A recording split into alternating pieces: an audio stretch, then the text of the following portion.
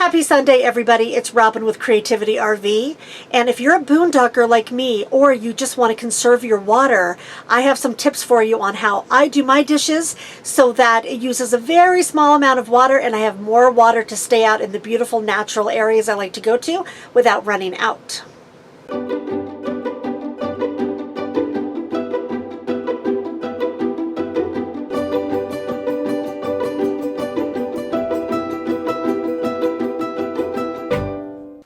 This is where I woke up today.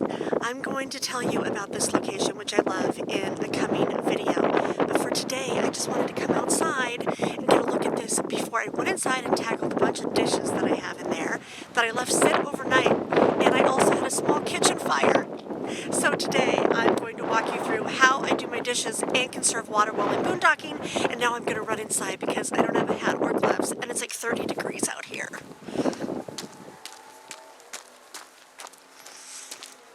Pretty though. Whew, much better inside and not windy, so now you can probably hear me even though the furnace is running a little bit. So it is chilly outside and it was like snowing and raining yesterday, and I just wanted to like burrow down and make some healthy food, and I have a bunch of dishes back here, and usually I rinse out the dishes, which I'll tell you about, to conserve water, but last night I didn't, so I've got a big old crusty mess back here. So I'm going to show you guys how I do a pile of dishes and conserve water, and I'm going to tell you about a small kitchen fire that I had. So what had happened was I was making some soup, and I had some stuff I wanted to put in at the end of the soup, and I had it sitting on the cutting board, and I went outside to set up my chairs, and luckily the window was open and I heard a popping noise, and I thought, wow, that soup is really boiling. I barely had it on any kind of a simmer. I mean, it was a really low flame. And I opened the door and this cutting board had melted into the well of the propane stove and was on fire. The chemical plastic was on fire all up around the pot and all up around the cutting board. Now look, I'm pretty careful in here, and I really thought that I had that cutting board far enough from the flame where it wouldn't melt, and it did. So take it from me, don't put anything near the propane stove.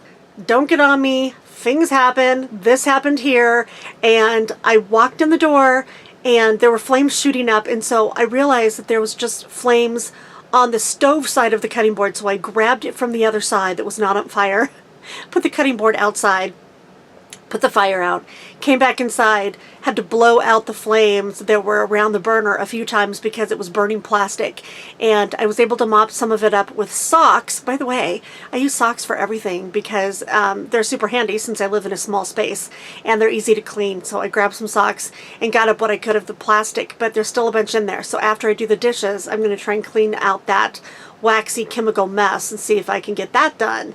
But for now, a lot of you have asked me how I conserve water while I'm boondocking and do dishes and stop food particles from going down my drain.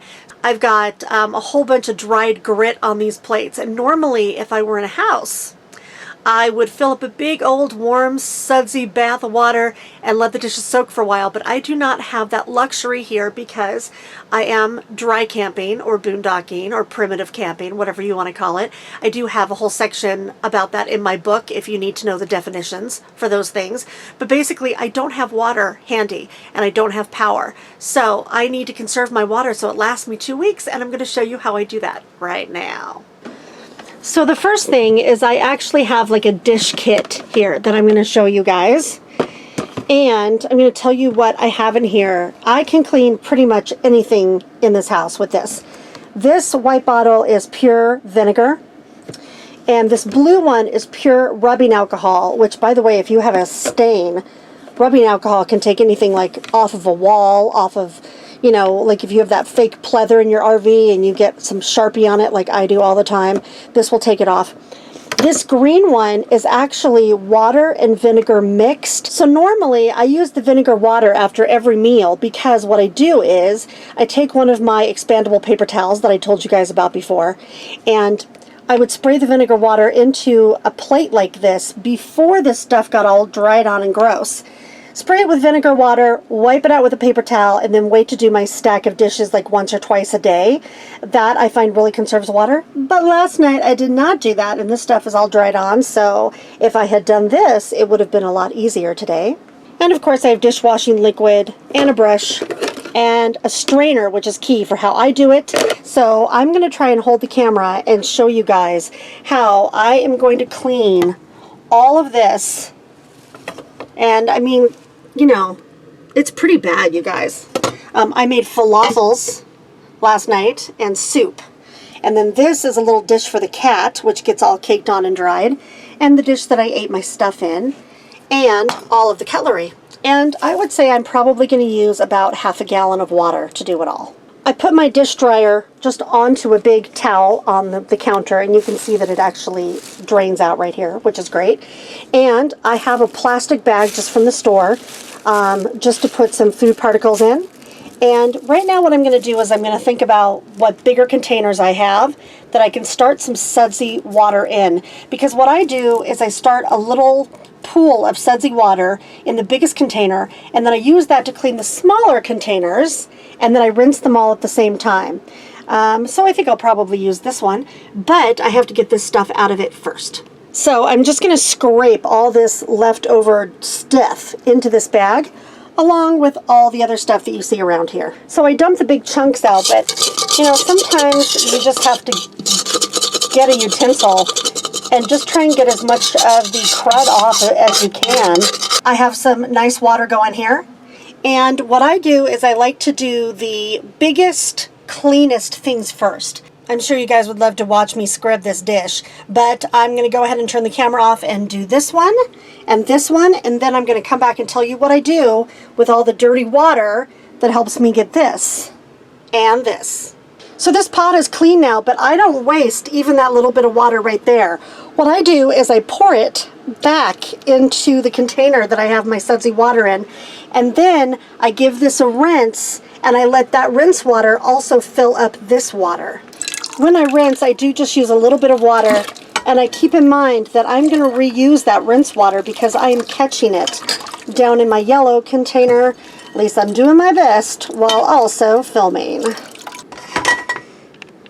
As I get things like utensils clean, I bunch them together and then rinse them off all at once, again with the rinse water being caught in the yellow bucket. Like I said before, I put all of my utensils in one thing here, and they are just completely covered in stuff. I mean, they're gross. I did not rinse them off. But more than that, you guys, look, I have peanut butter in here, and you would think that that would be a nightmare to clean, but I'm going to show you guys my trick for using just a little bit of water to get the very last stuck-on stuff off of dishes, including this one. This thing is about half full of water, and I think this is a half-gallon container, so half of a gallon, whatever that is. So I'm not using a whole lot of water, but now I'm going to finish this up and rinse out this yellow thing, and then put this water into here and into here, and I'm going to let it soak for about 10 minutes.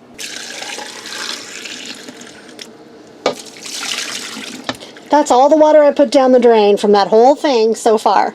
Now I'm going to rinse this out and put it up to dry.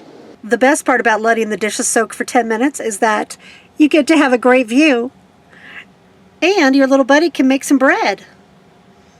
You making bread, buddy?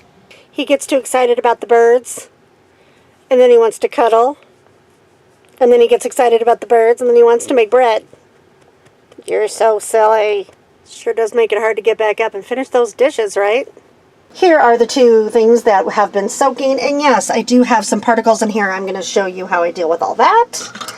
So the first thing I'm going to do is just, you know, take out these utensils. Now, these are going to be pretty gross inside, but what I do is I take my little silicone thing.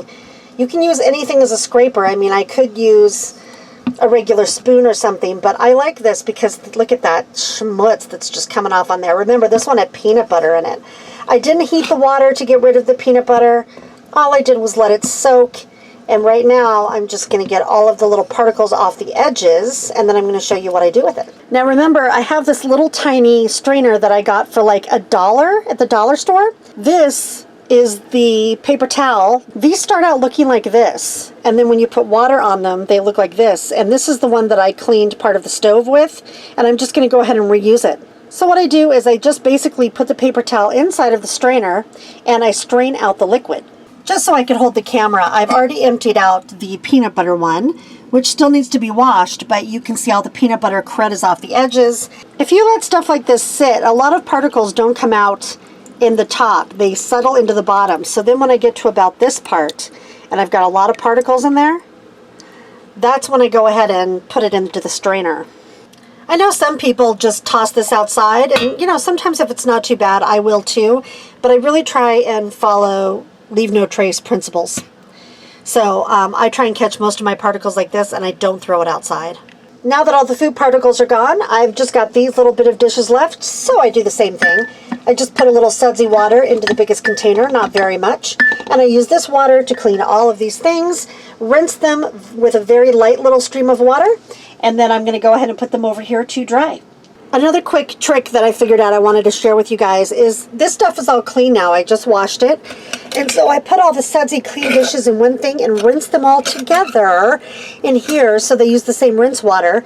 And I also used the last of the sudsy water to actually clean the entire sink. So I've rinsed out some of the sink, but there, you know, there's still some debris in here, so I used the same paper towel, and I'll put a link for these below. They're very handy. I just use it to wipe out the sink